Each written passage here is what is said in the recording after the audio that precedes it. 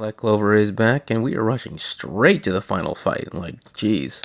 Before we talk about the chapter, though, the poster for the upcoming movie looks gorgeous. I really love how all the magic and knights look like they're all rushing forward at the enemy, even though technically all of the bad guys are apparently on the back of the poster, which is actually kind of funny, because it kind of looks like they're going in the wrong direction. But it's definitely a gorgeous poster. The chapter starts back off with Jack with a giant hole in his stomach, and Vengeance quickly wraps his vines around him. His vines have the ability to heal, so he's probably trying to save Jack, because he can heal pretty much any wound, even if a person is on the brink of death, as long as they're not dead. Because Yuno was, well, almost dead. Like, Belle was slowly fading away. So he's probably going to save Jack. We don't actually get to see it because it's unclear if he's already dead or not. The way Yami starts talking about it, he's implying that Jack is already dead, maybe? But that's an implication. It's not really straight up proven. Yeah, William is also the first person to charge in at Lucius, and Lucius immediately transforms into his Paladin form and uses time magic to basically dissolve all the tree branches.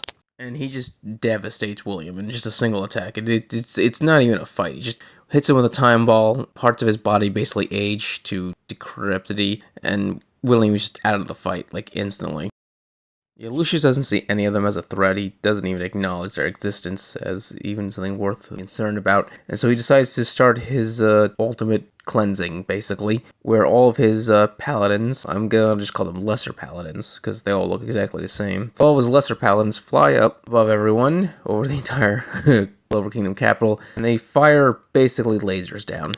Every single one of the magic knights can feel the amount of magic power that's in this attack, and immediately say that there is no way they can stop this. In fact, they can't even save a single soul. They basically accept that they're all going to die at that very moment, and the fear, more than fear, it's despair. Absolute despair is across all their faces. And the lasers come down, and it just covers everyone. Everyone just looks up and just waits to die.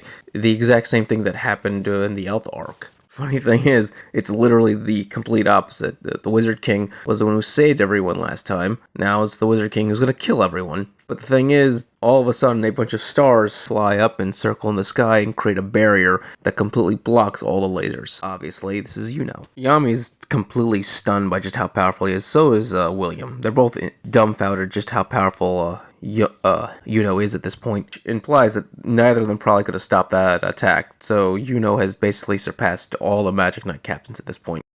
And basically, Yuno then stands before Lucius and challenges him, basically. And he doesn't just challenge him. First, he mentions that he will never forgive him for killing Asta, and we get a little flashback where apparently he was the one who told everyone at the church what happened to Asta and Sister Lily. As you can imagine, all the kids and the priest are devastated.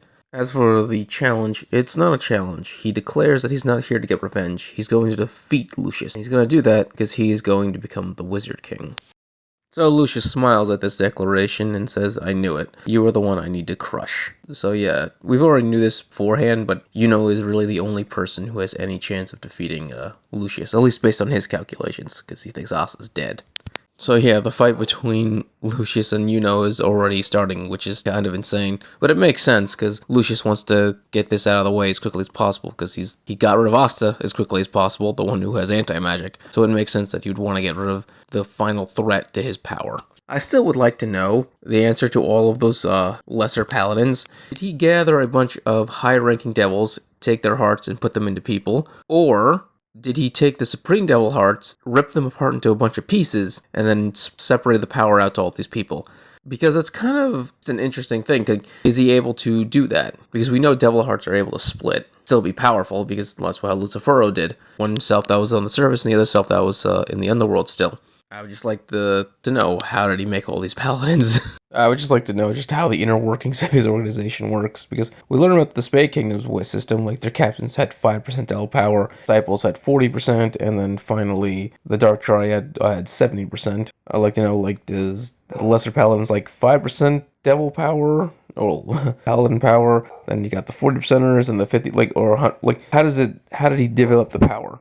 That's how he did it at all. I'm just wondering how it works. I just like that kind of thing, you know. As for the Yuno Lucius fight, I am excited to see it. I really am. But I would like Yuno to lose, obviously, and then there'd be a 3-person fight with Yuno, Asta and Noel. Obviously, Asta will get the final blow because he always does. But that's what I've been hoping for the longest, is that to have a 3-person fight to finish it out. Because I love group fights in Black Clover. My greatest fear is that Asta will just do it on his own. But yeah, I really want that group fight between the 3 of them. Okay, if you enjoyed this video, please subscribe, give it a thumbs up. So you enjoy more Black Clover and other anime things. Thank you, and have a great day.